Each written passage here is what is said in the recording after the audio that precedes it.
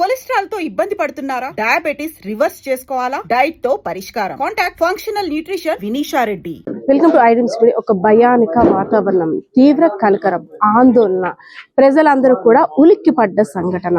కన్న తండ్రిని కన్న కొడుకు సైకోలా మారి హత్య చేశాడు. కుటుంబీకులపై కూడా దాడి చేయడానికి ప్రయత్నించాడు. మనం బ్యాక్ చూసుకున్నట్టయితే ఎక్కడైతే సంఘటన జరిగిందో విజయనగరం జిల్లా బొబ్బిలి నియోజకవర్గం బాడంగి మండలం గొల్లాది ప్రాంతంలో అయితే మాత్రం విషాదం చోటు చేసుకుంది. అందరినీ కూడా భయభ్రాంతులకు గురి చేసింది.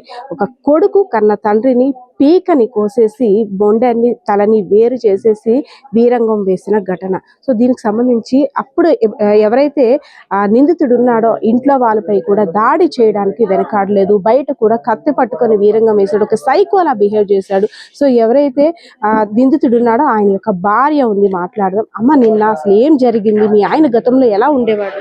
ఫస్ట్ ఇక్కడ దెబ్బ తగిలింది మేడం. ఎప్పుడు? అప్పుడు 3 సంవత్సరాల కిందట. అప్పుడు అది పీడ ఏదో ఓలిందనేసి దెబ్బ తగిలింది. ఇక్కడ గాజు పింగిలతో కొట్టుపోయాడు. కొట్టుకున్న తర్వాత బాగు చేసాము, అంత బాగానే ఉంది. కుట్లు వేసాము, అంత బాగానే ఉంది మేడం. అదే మళ్ళా అప్పుడప్పుడు లెగడము, అది అతను మందు తాగకపోతే షేకింగ్ రావడం, అలాగా అంతే. ఉండి తాగలేదు, చేయలేదు.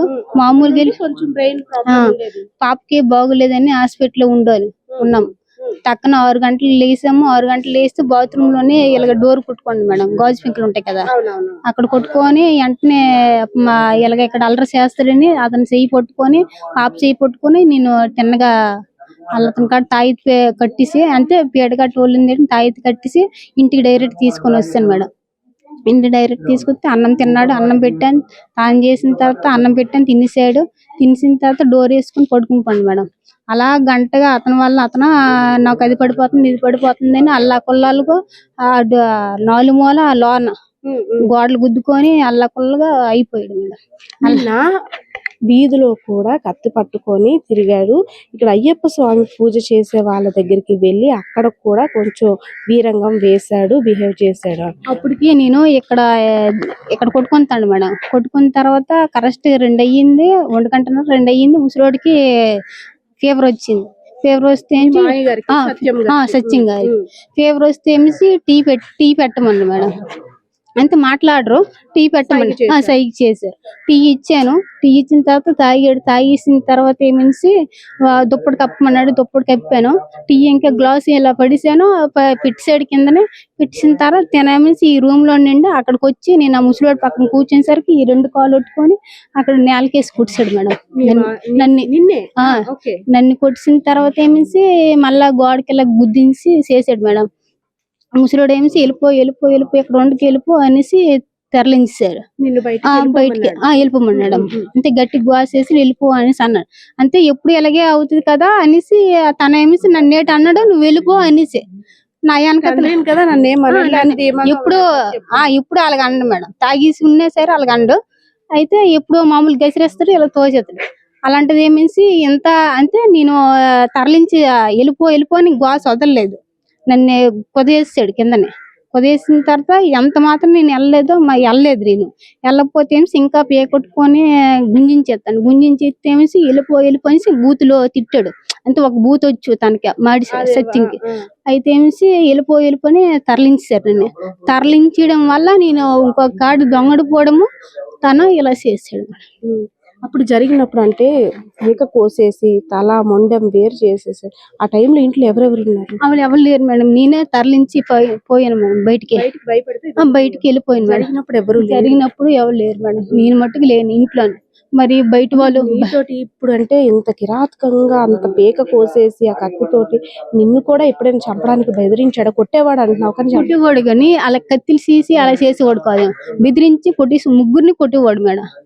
తన్ని ముసలివాడిని కొట్టేవాడు, వాళ్ళ అమ్మని కొట్టేవాడు, నన్ను కొట్టేవాడు. ఒక 5 నిమిషాలు జరువులు కాసిస్తే మా అమ్మ అటు ఇటు కొట్టిస్తే పలకైపోతున్నాడు మేడం. మళ్ళీ ఎలాంటది నా వెనకతలే కదా వస్తాండు అని అనుకోని నేను తరలించిస్తే నా వెనకతలు రాలేదు. అసలు జరగాల్సింది నీ మీదే. నీ మీదే మీ మాయ గారి సత్యం మీదకి వెళ్ళిపోయాడు రాము మేడం. నా పోతే ఇంతవరకు నేను నా వెనకతలు వచ్చేసాడు కదా, ఎప్పుడు అలాగే వస్తాడు. నా వెనకతలు తరలైపోయాడు కదా అని అనుకోను. అంత పాపం. మరి అక్కడ నుండి మరి ఆ ముండెం ఎప్పుడు నరికాడు ఇక్కడ మరి ఎవరు చూసారో లేదు తెలియదు. సరే అంతే మేడం. ఎస్, దారుణం, అత్యంత కిరాతకం. కన్న తండ్రిని పీక కోసేసి మొండాన్ని తలని వేరు చేసిన సైకో. ఎలా చెప్పాలో కూడా తెలియటం లేదు. ఎందుకంటే తన మానసిక స్థితి, ఎవరైతే నిందితుడు రాము ఉన్నాడో తన మానసిక స్థితి సరిగ్గా లేదని తండ్రి సత్యానికి తెలుసు కాబట్టి కోడలి మీద ఏ విధంగా దాడి చేస్తాడో అని భయంతో తను పక్షవాతంలో మంచం మీద ఉన్నప్పటికి కూడా కోడల్ని రక్షించుకోవాలని, నా కొడుకు నన్నేమీ చేయలే, నువ్వు ఇక్కడ నుండి ముందు వెళ్ళి నీ ప్రాణాలని నువ్వు రక్షించుకో అంటూ తన ప్రాణాలని కాపాడాడు. లేదంటే ఆ అమాయకురాలు ఫస్ట్ బలవ్వాల్సింది అతని భార్యే. మనం ఇప్పుడు ఆమె చెప్పిన మాటల్లో కూడా వినొచ్చు, గతంలో ఎప్పుడూ లేని విధంగా నిన్న బిహేవ్ చేశాడు. ఒక సైకో కన్నా ఇంకా ఎక్కువగా బిహేవ్ చేశాడు. ఇంత దారుణానికి ఒడిగడతాడని కూడా నేను అంచనా వేయలేకపోయాను. తను ఎప్పుడు పరిస్థితులనే నా వెనకాతలు వచ్చేస్తాడు కదా, అక్కడ ఇలాంటి ఘోరం జరగదని కూడా నేను ఆలోచించి బయటకు వచ్చాను. లేదంటే తను ఇంకా దాడి చేస్తాడని ఆలోచన ఉన్నట్టయితే అక్కడ ఉండకపోయి ఉండేదాన్ని, ఇంత కిరాతకం కూడా జరిగి ఉండేది కాదని కూడా ఆమె భావన వ్యక్తం చేస్తున్న పరిస్థితి అయితే కనిపిస్తుంది.